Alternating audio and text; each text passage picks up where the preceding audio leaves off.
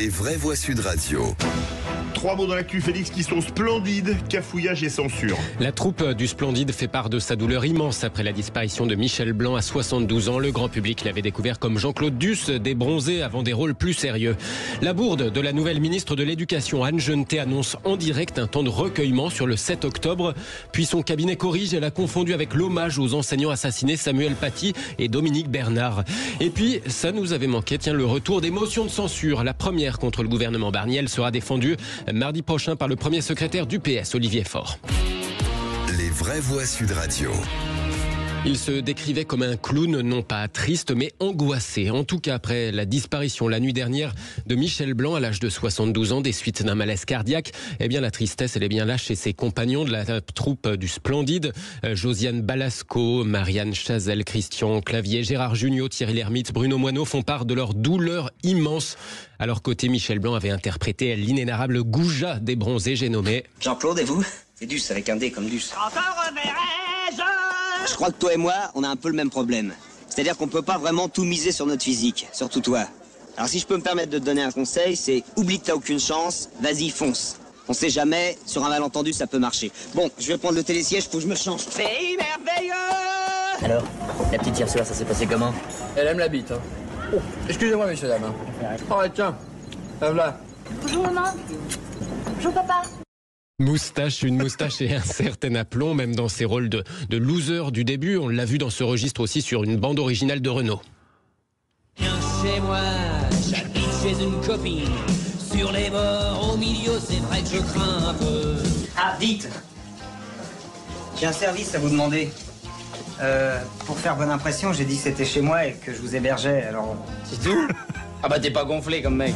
Un registre bien gratiné qu'on retrouve avec Le Père Noël est une ordure ou encore Tenue de soirée. Attention là encore aux oreilles chastes. Comment vous appelez-vous? Je m'appelle Thérèse. Oui, je t'encule, Thérèse.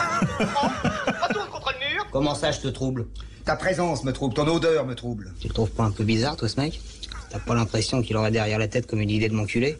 C'est pas exclu. Ça t'ennuierait pas de retirer ta main de ma braguette, s'il te plaît, quand je mange? Pourquoi? Parce que ça me gêne. On l'avait vu ensuite sur des tonalités plus dramatiques dans Je vous trouve très beau d'Isabelle Mergo, plus récemment dans L'exercice de l'État qui lui avait valu un César. Ça va? Ah, j'ai fait une fausse route. C'est con pour un ministre des Transports. Le président Emmanuel Macron a réagi, il salue un monument du cinéma français. C'est vrai que c'est un acteur éclectique qui a commencé dans des rôles de loser, Jean-Claude Duss, et après qui a joué des rôles dramatiques ou des rôles iconoclastes comme Tenue de soirée. Absolument, vous me permettrez d'en Bien sûr. parler un petit peu tout à l'heure. Absolument. Allez, le deuxième mot, cafouillage, après cette grosse gaffe de la nouvelle ministre de l'Éducation nationale. Oui, dans d'autres contextes, il y a des bourdes qui prêtent à sourire, sauf que là, Anne Genetet s'est mêlé les pinceaux entre deux sujets particulièrement graves. La ministre de l'Éducation, interrogée chez nos confrères de RTL ce matin à propos de la recrudescence des actes racistes et antisémites, 3630 faits recensés sur la dernière année scolaire. Et c'est là qu'elle a fait cette annonce inédite concernant l'anniversaire du 7 octobre, lundi prochain, 1 an après l'attaque du Hamas en Israël. Nous sommes en train de caler les modalités, mais il y aura un temps. Mais absolument, c'est lundi. Et vous me permettez de réserver l'annonce aux enseignants, mais il y aura a priori effectivement un temps de recueillement et un temps de travail aussi pour réfléchir à ce que signifie défendre la laïcité très concrètement. Sauf que peu après l'interview, le cabinet de la ministre a envoyé un correctif. Anne Genetet a confondu avec l'hommage à Samuel Paty et Dominique Bernard, les deux professeurs assassinés. Hommage prévu non pas lundi prochain, mais mi-octobre dans les établissements scolaires. Grosse gaffe. Pardon, je vais être grossier, ça la fout mal tout de même. Éric Revel. Les bras m'en tombent, si vous voulez, c'est la ministre de l'Éducation quand même, même si elle était mal réveillée. Enfin, je trouve ça délirant quand même. Soyons fiers d'être des amateurs. Ouais. Pourtant, c'est le cabinet d'Attal, tout comme. Ouais, mais là, il y a quand même une erreur de casting avec elle. Que Vous déjà, trouvez, ah René ouais, franchement, avec Anne Genetet qui déjà n'a pas vraiment de grandes compétences en termes d'éducation. Bon, ça veut rien dire. On peut nommer un ministre des fois qui n'a pas de compétences dans son domaine.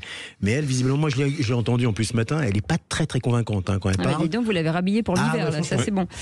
Allez, on y va. Troisième mot, censure. La gauche dépose la première motion de censure contre Michel Barnier. Une motion de censure signée par 192 députés du Nouveau Front Populaire. Elle vient d'être déposée et c'est donc le premier secrétaire du PS, Olivier Faure, qui va s'encanailler à la défendre mardi prochain. c'est vintage, c'est 1980, ça. Hein. Oui, bon, on sait pas si à ça dans l'hémicycle. L'existence de ce gouvernement, dans sa composition et ses orientations, est une négation du résultat des dernières élections législatives, affirme le texte de cette motion de censure. Il a évidemment très peu de chances de passer, quasiment aucune, dans la mesure où le RN l'a d'ores et déjà annoncé. Il ne compte pas le voter et la gauche n'a pas la majorité, elle, toute seule. Merci beaucoup, Félix Mathieu.